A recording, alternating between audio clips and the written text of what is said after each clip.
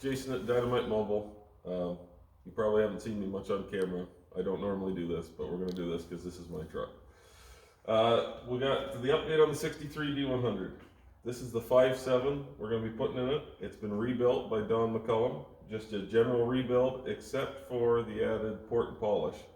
We're going to see if it bumps up the flow substantially. We'll know because we've done enough regular Hemis. As far as rooms considered, we were going to go with headers, but as of right now I can't find anything that's great. So we're going to go with a set of Chrysler 300 exhaust manifolds. Apparently they flow a lot better than the truck, and we'll find out if that's true or not.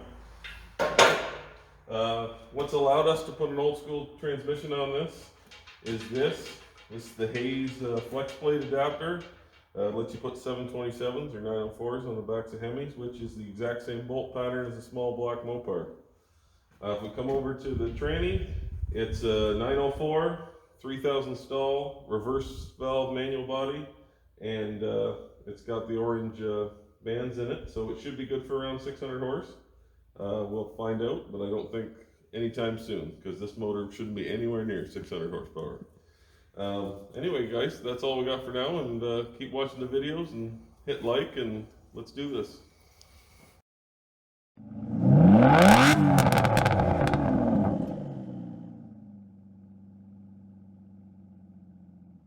Hey guys, it's Jason from Dynomite Mobile. Touching on the 63 D100 again. I just wanted to give you an update on where we're at and where we're going. As you guys know, we've done the Crown Vic front end swap. We mentioned it in the video before. I just want to touch base on it here again. I managed to find a Mopar brake booster, and that's actually the Crown Vic master cylinder, which is probably going to be changed because it's a goofy angle, as you can see. As you know, the Crown Vic lowers the front about 5 inches, and the back end we've done an axle flip, which has brought it down about 2.5. So we still got some more to go, and I'll touch base on that in a second. And you know, we've got for wheels, we've got some 20-inch Viper replicas. I think they look pretty good on there. And they're fastened in the Falcon tires. 275 40/20s. We'll move to the back here, guys. So this box, believe it or not, I do have the original box for this, but this fits a lot better. This is actually off of a 50s Ford.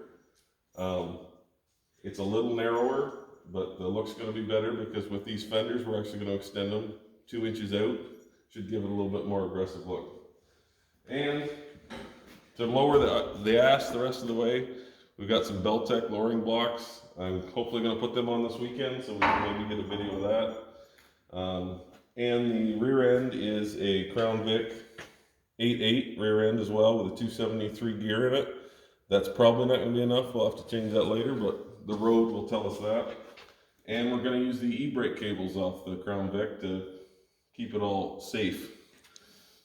And believe it or not too, we got the tailgate we're going to put on is actually off of a 50s Fargo, because that's what will fit. Not for any particular reason, other than that's the tailgate that will fit.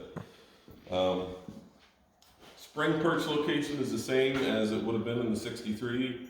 I'm going to have to make up mock-ups for that. And yeah, once we get the fuel cell and we can get some plumbing done, then we'll get to actually see some action on this thing. Thanks guys.